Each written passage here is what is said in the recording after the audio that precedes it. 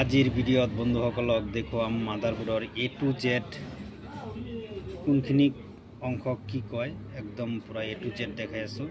তো প্ৰথমৰ পৰা স্টাৰ্ট কৰিছো। এইটো হৈছে আপোনাৰ প্ৰসেসৰ সকেট, ঠিক আছে।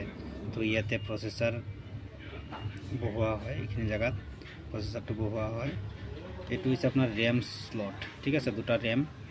দুটা ৰেমৰ স্লট থাকে আৰু এই পিনবোৰ চাইছে এইটো আপোনাৰ আগতে যিবিলাক পাটা হাৰ্ড ডিস্ক আছিল, তো পাটা হাৰ্ড ডিস্কৰ এইটোত মানে আপোনাৰ হেৰি দিয়া হয়, পাৱাৰ দিয়া হয়। আৰু এইবিলাক হৈছে আপোনাৰ SATA পট, ঠিক আছে। এইবিলাকত ৰাইটাৰ SSD হাৰ্ড ডিস্ক এই সমস্ত বস্তু দিয়া হয়।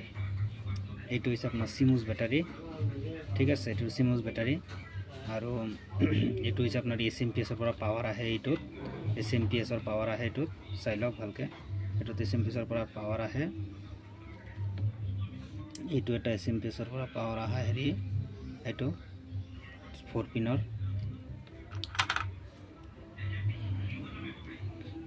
এইবিলাকক আপোনাক ডায়োড বুলি কয়, এইবিলাকক ডায়োড বুলি কয়, ঠিক আছে।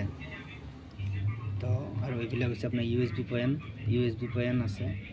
এইটোক CMOS বেটাৰী বুলি কয়, এইটোক হিটচিং পেজ বুলি কয়, এইটোক আপোনাৰ গ্ৰাফিক্সৰ।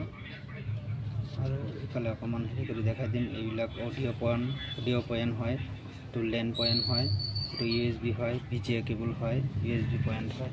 তো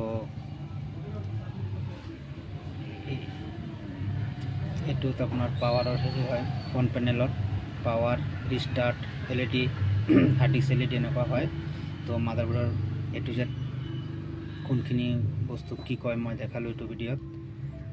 তো এনেকুৱা ধৰণৰ ভিডিঅ'সমূহ আমি বনাই থাকোঁ। তো মোৰ ভিডিঅ'সমূহ ভাল লাগিলে বন্ধুসকল মোৰ চেনেলটো ছাবস্ক্ৰাইব কৰিব। ধন্যবাদ।